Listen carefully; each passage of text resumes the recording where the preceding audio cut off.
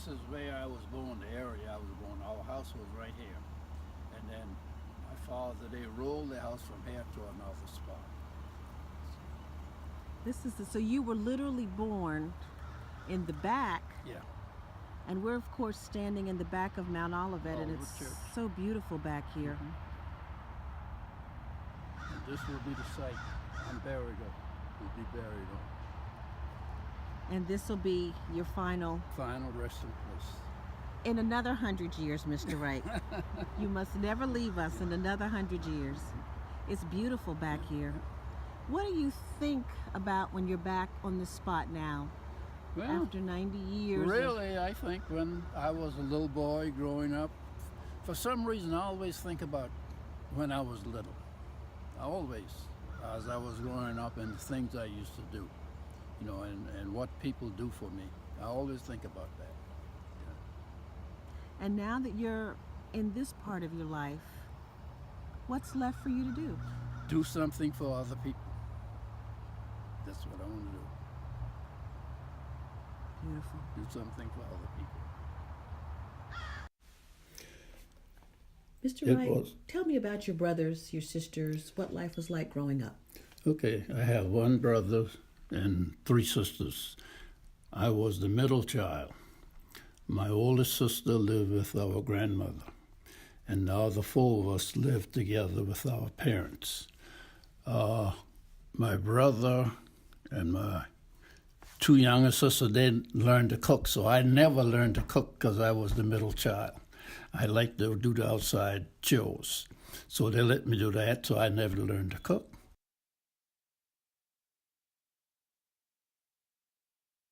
This is Highway 17. I travel from Rantoul to Burt, which is about 14, 15 miles. I ride with my father some when he was working. And after that, I had to hitchhike.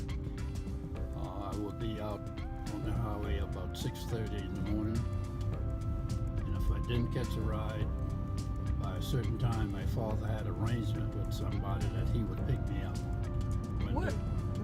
I'm sorry, where did your father work, Mr. Wright? Standard Oil Company was an oil company up on Meeting Street Road. He used to work there. But after my first year in school, his job terminated. So that's when I had to start my hitchhiking. But in the afternoon, there was no problem going back because I always get a ride going back in the afternoon. Sometime I get it as far as Red Top, then I walk the rest of the way. That's a good stretch of the legs. Yeah. That's one old man out here, live out in the country. He used to drive a truck. He sell wood. And I learned a lot from him because he would pick me up, but I always had to pay him 5 cents. 5 whole cents. 5 cents. And that learned me the value of money.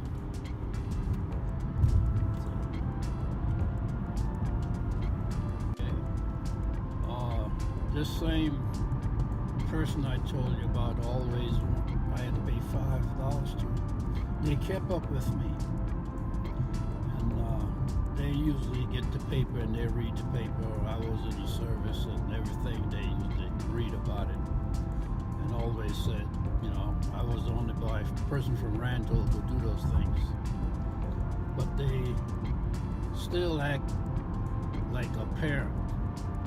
Because once I was about 35 years old, 36 years old, we were in Savannah. I was really concentrating on my career since I got passed over from making Chief Master Sergeant. One summer after school closed, Mary said, "Oh, the kids is teenagers. We going home for a week." I said, "Yeah." So they drove home.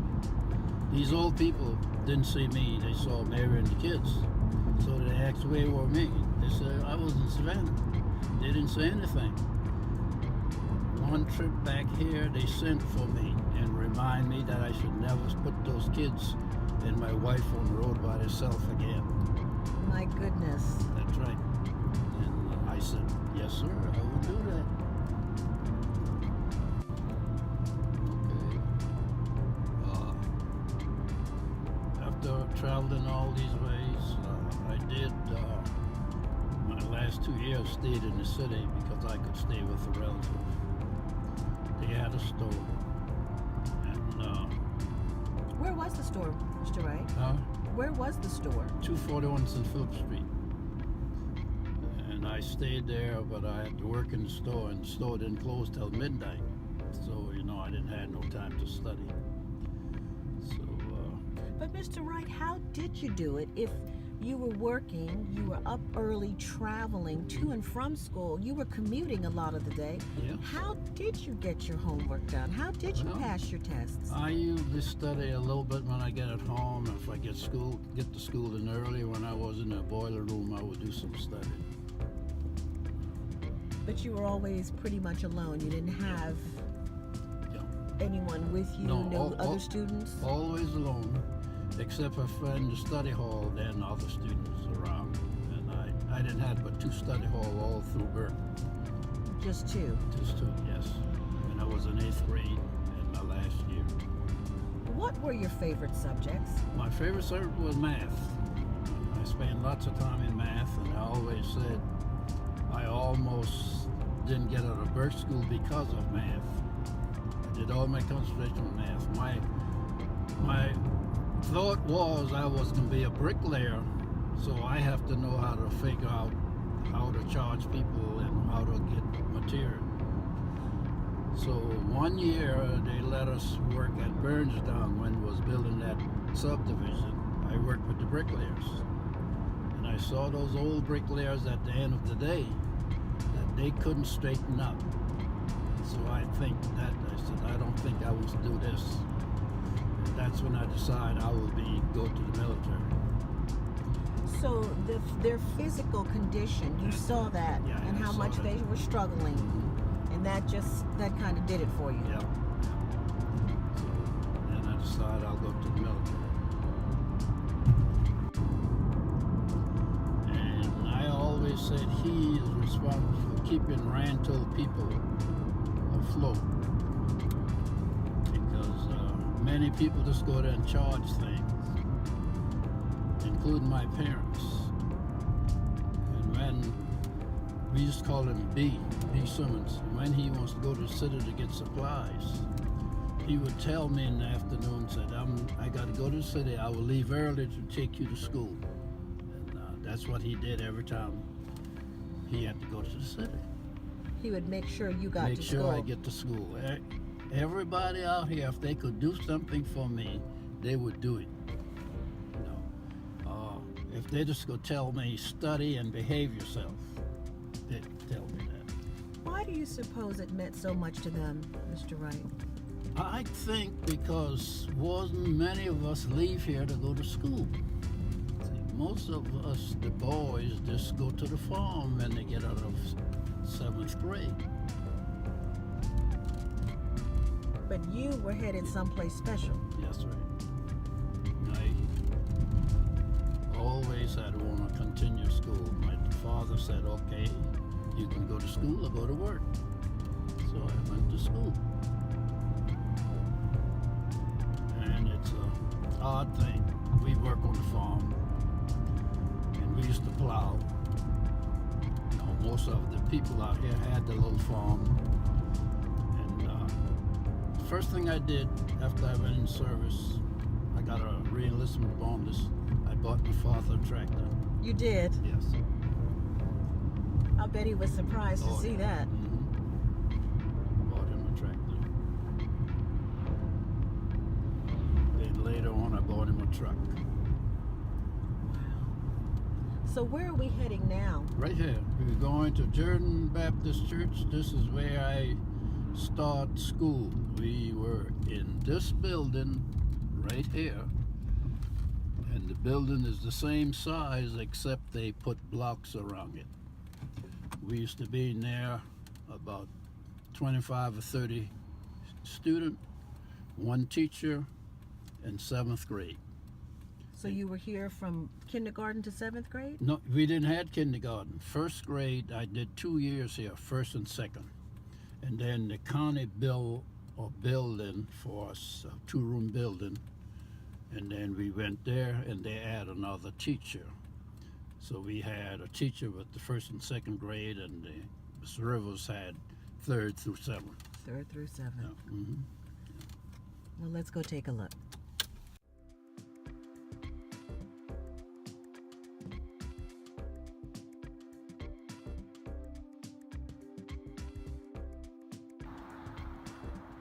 Okay, this it's another name here now, but when I was coming here, it was Jordan Baptist Church.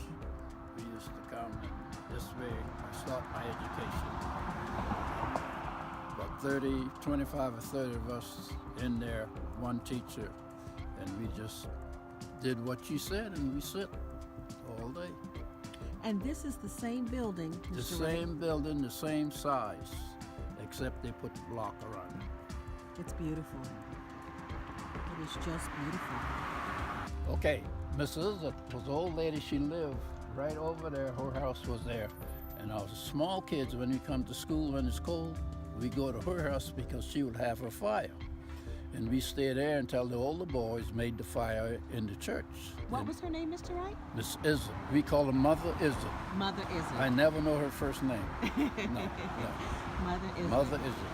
Okay. And we think she lived close to 100 or over 100. We don't know how long she lived. Yeah.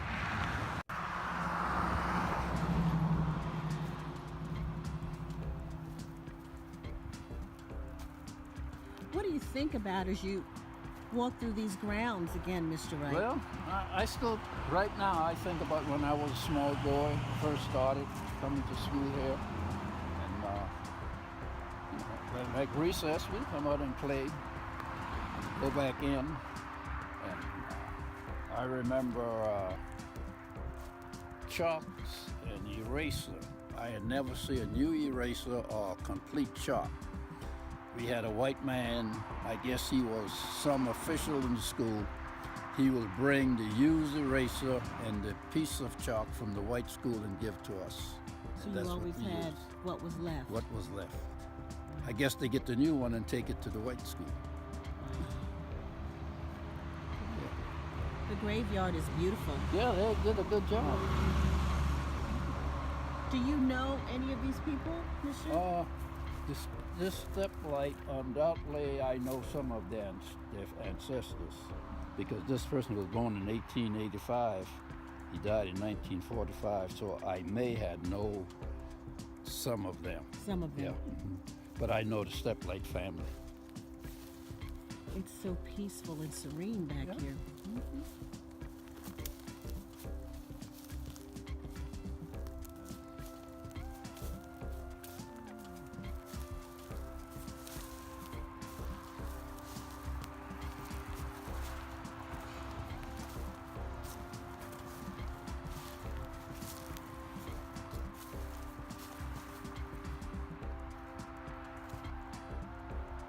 Can you make out the name? Yeah, that's a Lloyd. That one's Mr. D. Lloyd. died 1924. Died 1924. They don't have his birth on there. See, because I'm a member of the Lloyd family. My grandfather was a Lloyd.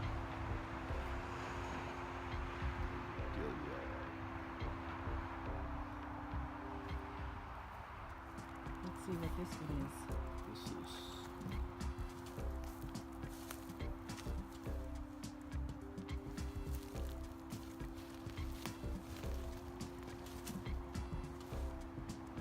that David Gilroy. Joseph Meyer. That person. I know the Dunmire family. You know the Dunmire I know the family. Dunmire family. I was talking about getting the man together.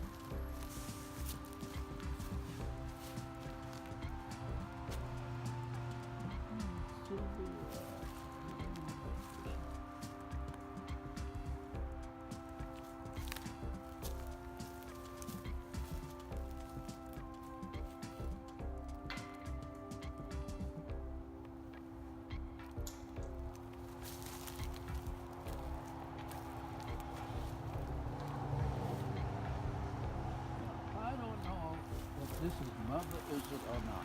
It could be. This person was born in 1851. Harriet is. Died in 1940. Well, that's almost That's 100. Yeah, and see, if she died in 1940, she was living when I was coming to school here.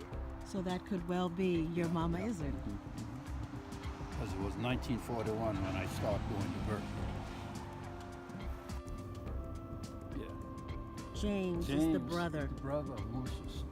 James used to live right across the field from us. Wow. What do you think about Mr. Wright? All these folks are gone so long and you're still here, healthy, moving around. What are your thoughts about long life? You've got just such a blessed life. Well, I think I'm blessed, and I think I live for a reason. Because in my life growing up as a young boy, I had two incidents that I almost got killed. And, well, I didn't get hurt. I survived. And I think I was left here for a reason. What do you think that reason is, Mr. Wright? To help people. To help people. Yeah. I always said in my career in the service, I always say that I get promoted to help people. And I used to try to pass that on to younger supervisors as they promoted. I'd always tell them to remember those that below you. And you're not done helping people yet. No, I'm still helping. Still helping. Mr. Wright, what are the lessons you learned from being here at Jordan Baptist Church? What do you still take away? I still take away the beginning, what I learned here at the beginning. And I look upon these graves now, I can remember those people, how they, what effect they had on my life, just by telling me to behave myself and to study. Most of us didn't have much to give anybody, but whatever they had, they give, and that was good instruction. Most of us plant, and some people have a good crop on one thing, they will share it with the other family. And that's how we survive here in Rancho. Yeah. And the community spirit is still present. Still Neighbors present. taking It's care still of neighbors. present. Still present. And that's the reason I want to do the scholarship thing. Tell us about the scholarship.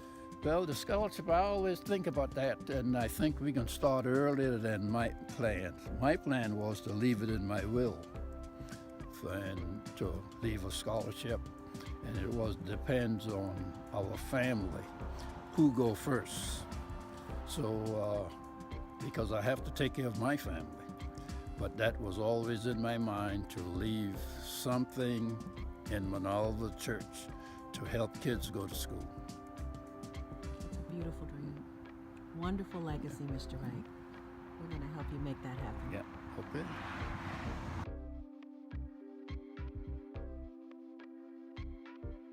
Over here, and I didn't realize that you get new eraser or complete chalk in a box. We always get the used eraser and the piece of chalk from the white school.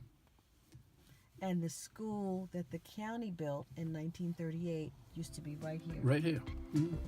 And you described it as a barn, a big building, big two-room. Yeah, like a barn, and had a partition down the center, windows on both sides, and that was it. And one little stove to heat. And one teacher. One teacher. Well, we had two there, and they give us two teachers there. Do you remember your teacher from elementary school? Oh, yes, Miss Rose. And that was my teacher, and the other one was Miss Jenkins. Miss Jenkins. Mm-hmm. What was she like? Miss Rose, it was nice, because then you see your first teacher, you always like your first teacher, Can you remember something that she told you? Well, yeah, learn to be quiet. I always think how she managed us, how we sit there so quiet all day you know. And now the teacher's having so many problems with kids in school, but she'll spend about 30 minutes teaching us, then said, okay, sit over here and read this. And that's what we did. You had to behave in school. I got accused of doing something in school, and she kept me after school. My father came from work, I'm not home. He came to the school. Teacher said I did something. Now, he was in a car. He just got in his car and went home. I still had to walk. Had you done what you were accused of? That's right. Were you guilty? No. I just was in the group. Guilty by association. Yeah. Mm-hmm. But Dad came on home. Came to see where I was, and he found me. He just went back. How long did you stay that day? Do you remember? Till before dark, they let us go home, you know. Yeah. Wow. You wouldn't do that to your children? No. My kids now, when they start school, and I was in a good position in the Air Force, I could leave my office. So I always know who my kid's teacher was, where the classroom was. And I used to, ever so often, I'd go and sit in the class and leave. I went into my second daughter class when she was in second grade. And she come home and said, Daddy, my friend wants to know what I did. And she said, I told her nothing. She said, well, your daddy been to school. When my daddy come to school, I'm in trouble.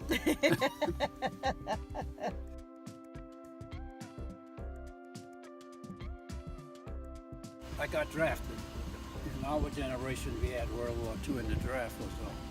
So I got drafted in high school. I was a senior. The Japanese stopped fighting, and President Truman let us stay in school if we were a senior. But I had to write a letter to the draft board.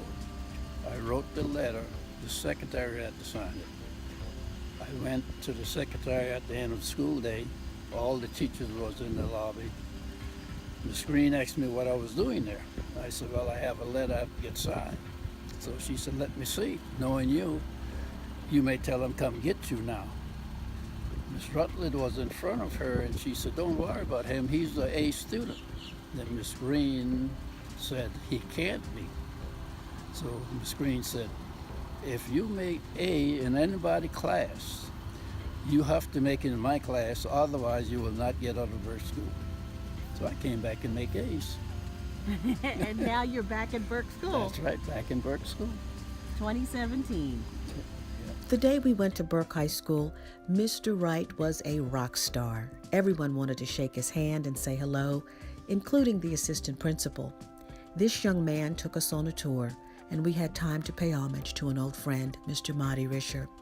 As we walked the halls, Mr. Wright noted repeatedly how much better things were. He was thrilled that people in 9th grade could learn about college and had access to guidance counselors.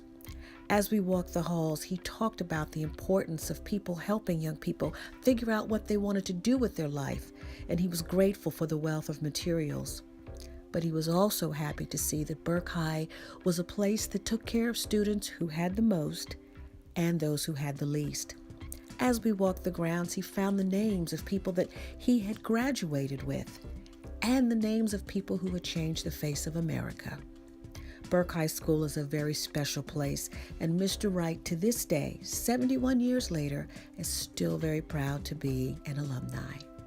He talked about not being able to go to the Citadel, but noted that the education that he received at Burke and in the military would take him through the rest of his life. Our class, first class, considered a high school graduate in South Carolina. Before, you just was graduate from 11th grade. So the class of 1946 was considered the first? First class. What an honor. And the first class, the governor signed the diploma. Wow, that's awesome.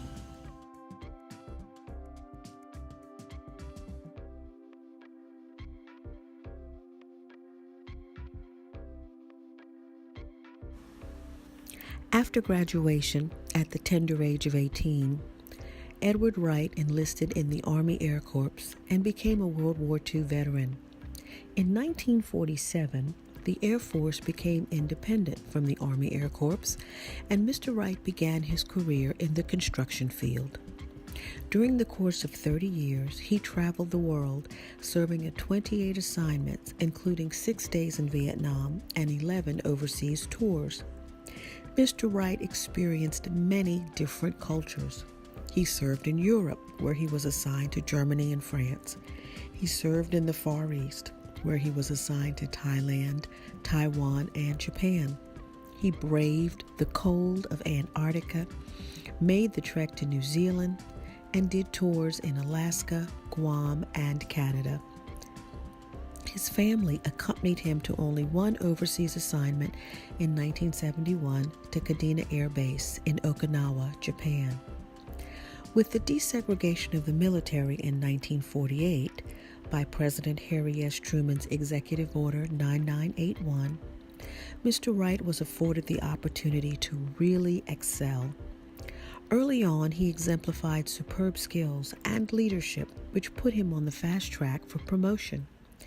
In 1956, he graduated from the Strategic Air Command's Non-Commissioned Officers Academy. Within the first 8 years, Mr. Wright received 5 promotions, reaching each rank in a minimum of 2 to 3 years. He transitioned to the career field of aircraft maintenance in 1957 and quickly advanced to the position of aircraft maintenance superintendent.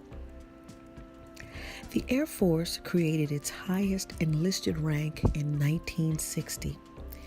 It took Mr. Wright just 4 short years to reach this rank. With 19 years of service at the age of 37, Edward Wright was promoted to Chief Master Sergeant. During this era, chiefs comprised only 1% of the total enlisted force, and as an African American, he was among the elite, being the first black chief at many of his assignments. Mr. Wright retired from Shaw Air Force Base in Sumter, South Carolina on June 30th, 1976. What this represents, those medals is the different medals I have earned, and distinction as the Chief of Staff of the Air Force. My son had it prepared for me for Father's Day. And you served how long, Mr. Wright? 30 years. You went in when you were 18. and retired when you were 48. wow. And you retired relatively young. Is that considered young to retire for? Very young. My goodness. And you look fabulous. God is good. That is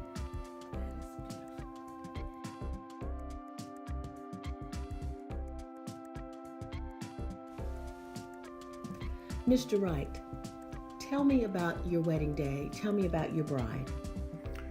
Okay, we got married in 1954. I was about 26 years old in Illinois, single, and growing up, I used to like to be with families. I met a friend from Beaufort, and he had a family, so I spent Sunday afternoon with them. And I just sit, and his wife had friends come over, and the ladies start complaining about the husband not being home on the weekend. So I said, well, maybe I should get out of this environment. So I didn't have a girlfriend, 26 years old. But when I left home, there was an old lady in our community that I really had liked.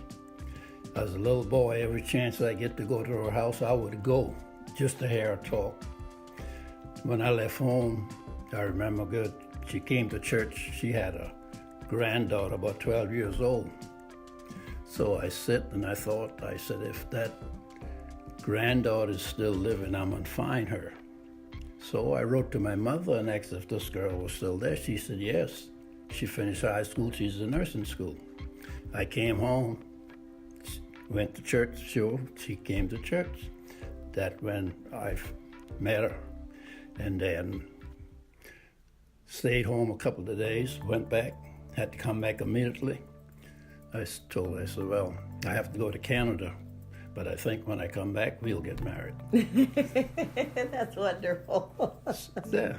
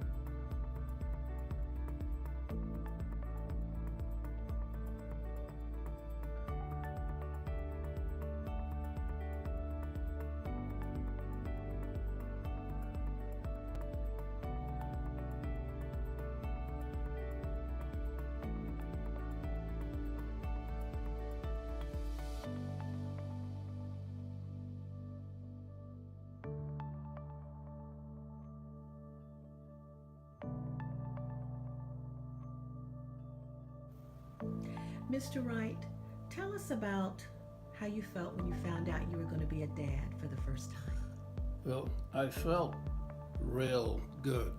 My first child was my son.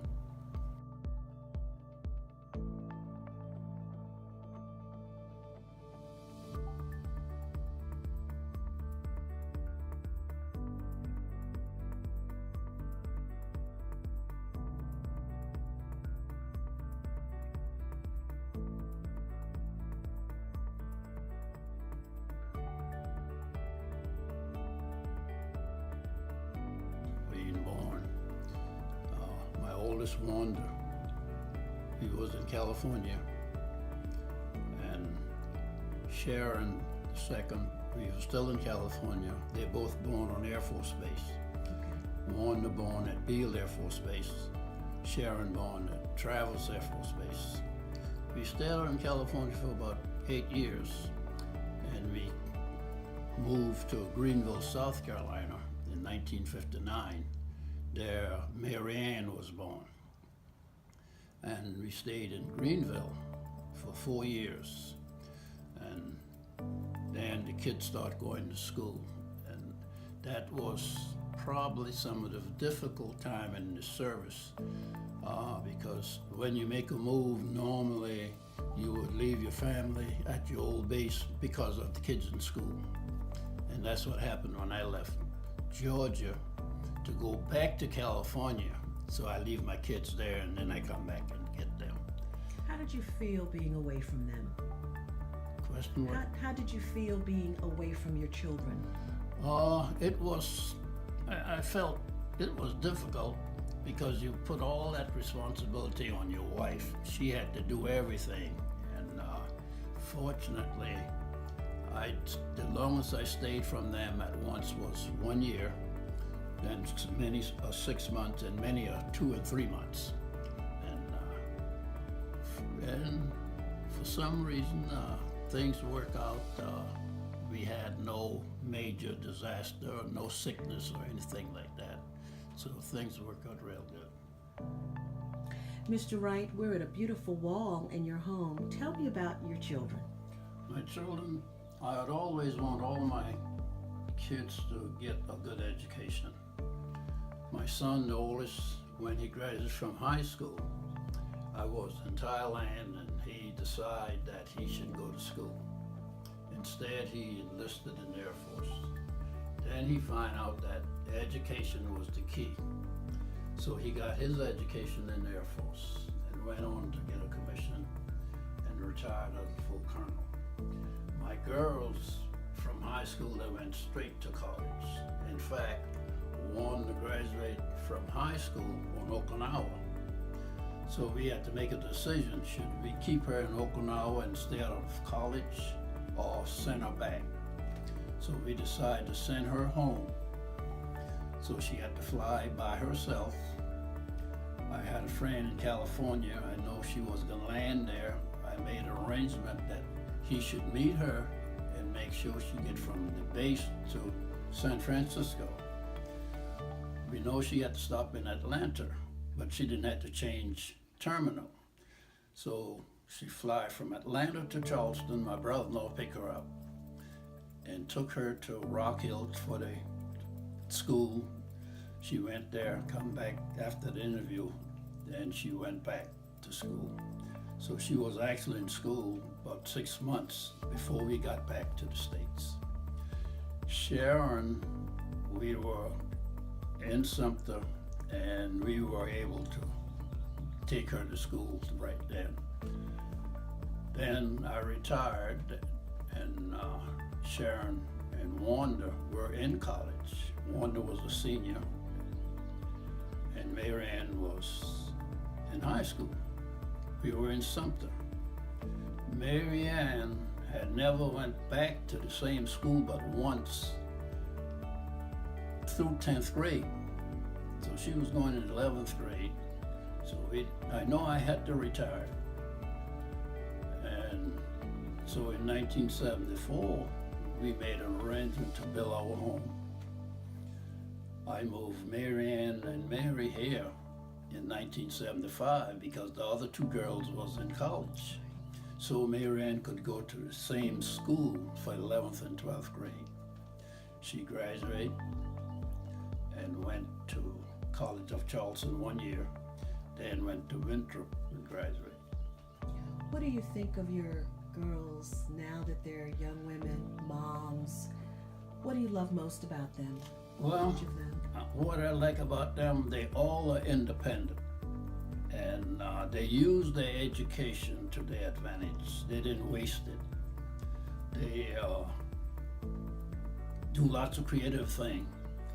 I think Marianne tried to do too much at times, but She's awfully talented. yeah. But out of the three girls, Wanda is the one that is more, like you could say, soft. You know, she's in a good profession because she liked kids, so she teach. Sharon, on the other hand, is more like me. She likes to be an authority. So therefore, she went into the Air Force, and actually, she retired as a full colonel. That's awesome. When she left the Air Force, she was over all of the nurses in the Air Force. She was responsible for their assignment and for their training in the Air Force.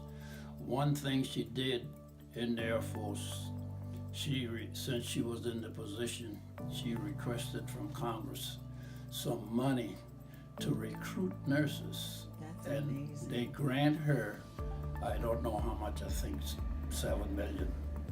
And then she go around to these colleges and offer scholarship. That's fabulous. So right now she get many calls from kids that she got into the Air Force and they advanced. As they advance, they tell her about their promotion and things like that. That's awesome. Your kids are functioning at high levels, giving back to the community, sharing with people the lessons that you and Miss Mary instilled in them so many years ago.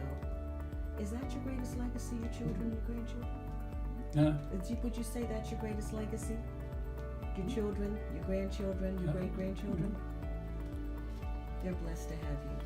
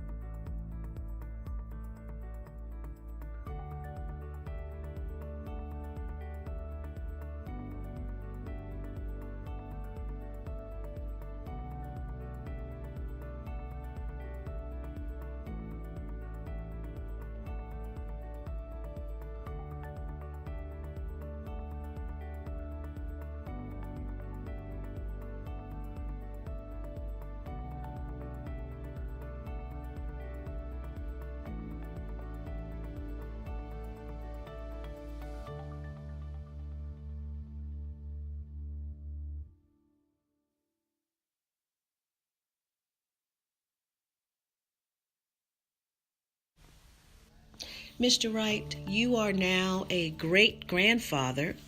Tell us about your great-grandchildren. Okay, I have 4 great-grandchildren. 3 of them, Taylor, Olivia, Caleb, Edward, they live in Texas. Autumn Rose live in North Carolina. Taylor is the oldest. And what we did, each baptism, we fly to Texas to witness the baptism. And we finally got together one year with all of the family. Everybody was there except my son. He couldn't get from Texas. But my great-grandkids, I do things for them so that they will be in position to continue their lives and get a good education. And I'm trying now to provide funds so that they will have it when that time comes. What is she like, your oldest great-granddaughter? Oh, they're nice, they're friendly. I was surprised when the first time I see all of them together, how they knit together as one. And it seemed like Olivia is going to be the person that outspoken all the time. They're all so beautiful. Yeah. Mm-hmm. Yeah. And tell me about Caleb. Caleb, he is good. He's coming slowly, but I didn't get a chance to be with him as much as the rest of them, because I stopped driving now that long distance. Right. Yeah. That's a long way. Yeah. That's a long way. Yeah. He's so handsome. Yeah. And the girls are so beautiful. And tell me about the princess, Miss Autumn Rose. Autumn Rose, she's the miracle baby, When she born, that me not knowing too much about medicine, I just think she wasn't going to survive. But I sit in the hospital room with her and the nurse just sit there, relax, said, oh, she's doing fine, we just fed her. And I look at her and I said, how could this be? Her little fingers was no larger than a toothpick. So, but now she's 3 years old, walking around, talking, going to school, dancing, doing everything. That? Yeah. What kind of a world will your great-grandchildren inherit, Mr. Wright? I hope they will inherit a world that they could use their ability and make a contribution to society and raise a family. Do they remind you of your children at that age?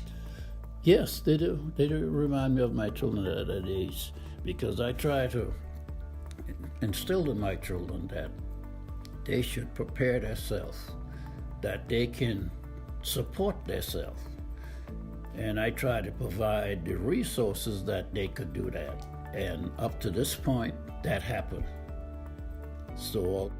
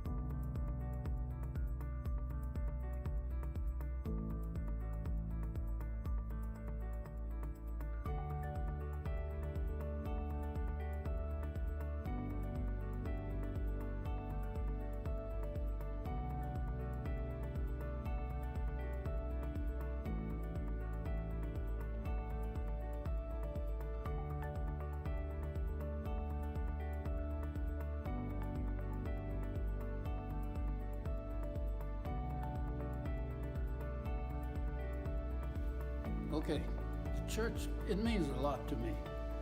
By traveling around, I went to many different churches, and I see how they operate, and I see how we operate here.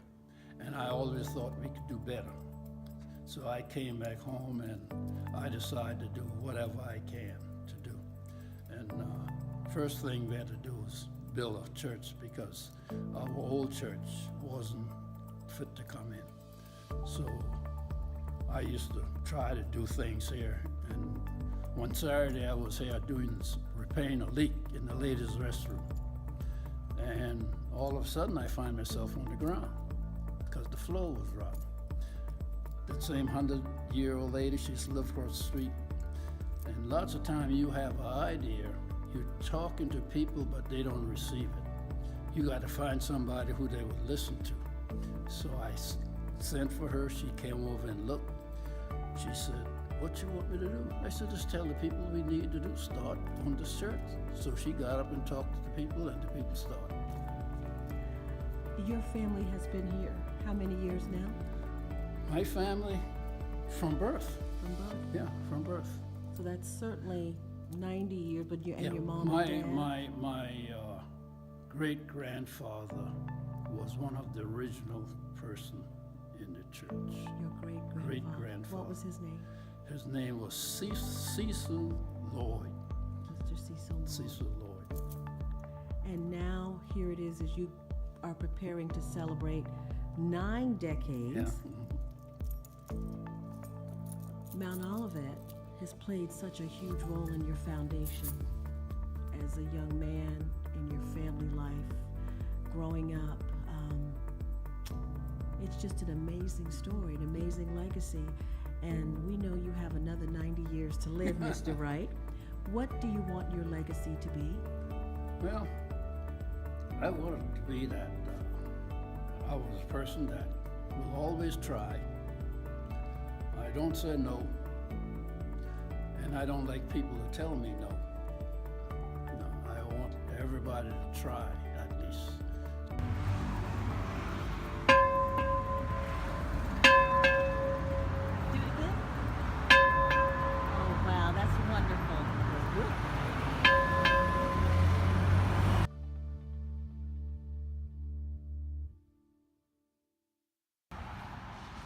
Okay, my first year at Burke, I came home and I went to work on the farm because I was only about 14 years old. We used to plow. For some reason those roads was real long. The farm was on Johns Island. Sonny Gregory was the foreman and the owner was Garrity. He was a white man that he would get a new car every year. And August, he always give the farm hand a raise because they're getting ready for the season. And it just so happened I was at the end of the row when he was telling Sonny Gregory, you can tell the mans that Monday they start get the pay raise. Sonny Gregory replied, "Yes, boss, I will. But that boy out here named Ed, you're gonna waste your money. His daddy sent him to school last year, and he gonna send him again this year. Don't give him a raise." Oh, no. I turned around and I was going to the other end. All I could see was that mule. I looked, a couple of old men there working with me. I said then, I will fix him. When Burke School, I decided to stay out of school about a couple of weeks. Why? To get extra money to buy extra pants. Okay. So I said, I will fix him. When Burke School opened, I will be there and I will get out of Burke School without that 25 cents. And that's what I did. Wow. Now, later in my career, after I got in a responsible position, a supervisor position, we were getting men in the Air Force that didn't finish high school. My job was to counsel them, find out why they didn't finish high school. They tell me almost the same story Of what you had been through. of what I had been through. So therefore I said, you know, Mr. Gregory did me a favor. When I go home, I'm gonna find him and thank him. But when I got home, he had already died. He have a grandson, is his image. The height, the voice, and everything. So I always see him in church, but I never get a chance to talk to him. So one day in the doctor's office, he was sitting there. I said, I want to talk to you. So we sit and talk. I told him that story. I said, I want to thank your grandfather, so I will thank you. And he said, you know, the Lord always know what to do. You didn't need that 25 cents. Isn't that something? Yeah. Mm-hmm. I'm glad he received you so positively. Yeah, especially if I tell him I was mad with his grandfather.